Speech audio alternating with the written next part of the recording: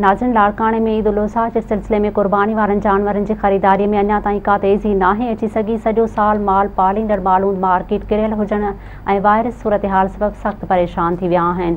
वधीक तफ़सीलनि लाइ ॾिसूं था अकरम शेख जी हीअ रिपोर्ट। ईद उल अज़हा में बाक़ी 15 ॾींहं बचा आहिनि। उज़ईअ जे जानवरनि जी ख़रीदारीअ में इज़ाफ़ो न थी सघियो आहे। लॉकडाउन सबबि बेरोज़गार बणियल माण्हू ख़रीदारी त न करे सघिया आहिनि। लाड़काणे में उज़ई जा जानवर विकिरो करण लाइ पहुतल वापारियुनि जूं ख़रीदारी न थियण जूं दाहूं त ॿिए पासे ख़रीदारीअ लाइ पहुतल शहरियुनि पारां मुल्ह पुछी ख़रीदारी करण खां बग़ैर वापसि थियण लॻा, जॾहिं त सिंध जे मुख़्तलिफ़ इलाइक़नि खां जानवर ख़रीद करे सॼो साल पाले ईद उल अज़हा लाइ तयारु करे विकिरो कंदड़ वापारियुनि पारां खपत न हुजण करे ॿई हथ मथे ते ॾेई छॾिया। इन हवाले सां लाड़काणे जी मछी मार्केट में पहुतल वापारियुनि ऐं ख़रीदारनि पारां मेरान टीवी सां ॻाल्हाईंदे चयो त ॾाढो ॾुखियो मंज़र आहे, मुश्किल थींदी, मज़ो न आहे, हालात सफ़ा हो साल कोड़ी खपत न आहे, छेले जी बि खपत न आहे। जेकॾहिं छेलो हाणे 30,000 वारो 15,000 अधु मुल्ह। ख़रीदारी कान्हे का, लॉकडाउन जे करे का शइ कोन्हे, माण्हू वठण माल अचनि नथा, बीठा आहियूं परेशान लॻा, दौड़ खां माल काया आहियूं, हिते माल खपे ई नथो, असां काॾे वञूं, माण्हू वठण वारा अचनि ई नथा वठण, असां कयूं छा? वॾो ज़ुल्म थियो आहे असां सां।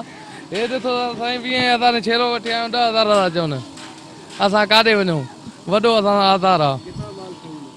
माल साईं असां धारे चारे खणी आया आहियूं, असां रक़म नथी मिले सफ़ा, असां वॾो असां नसीराबाद में खणी था अचूं, हालाणनि में हिते खणी था अचूं, खपाइण हिते खपे नथो। जे करे कोरोना जे करे नथो खपे, हिते अलाए पैसो न आहे, का छॾाए माण्हू अघु ई नथा ॾियनि। लॉकडाउन थियो, हिते को बि कंहिंजी ख़रीदारी चालू न थी, उन्हनि जे VNR उन्हनि जे 10, 12, 15 चवनि, छाजे करे त हर को इन जे लॉकडाउन में मिसकिनी हर हाल थी वियो, को दुकान बंदि, हर शइ बंदि, को ग़रीब मजबूर थी वियो, इन जे करे जेको हाणे वठे थो अधु मुल्ह चवे थो, उन जे करे माण्हू पाले थो, करे थो, ख़रीदारी करे थो, उन जे रिस्क जे लाइ करे, जो उन्हनि जा पर पिया न बचंदा त कहिड़ो माण्हू जेको थियो पघार ई नथो कंदो।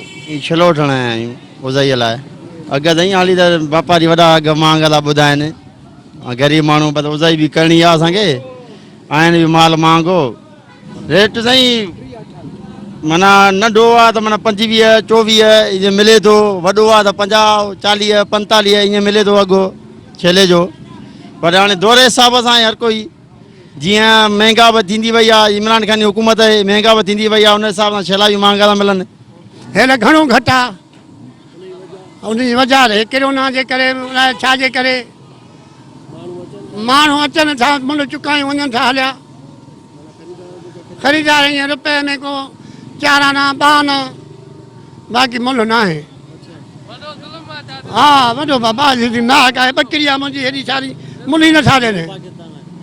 हा लॉकडाउन लॻो पियो आहे, को मुल्ह चऊं था, मुल्ह को सही माना ॾे ई नथो, असां माना 4 आने महिनत कई आहे, ॿुधो आहे, को मुल्ह माना सही माना नथो ॾे को।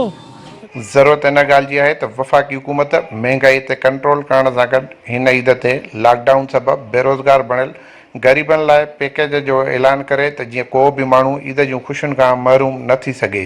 कैमरामैन अली अब्बासी सां गॾु अकरम शेख, मेरान टीवी न्यूज़।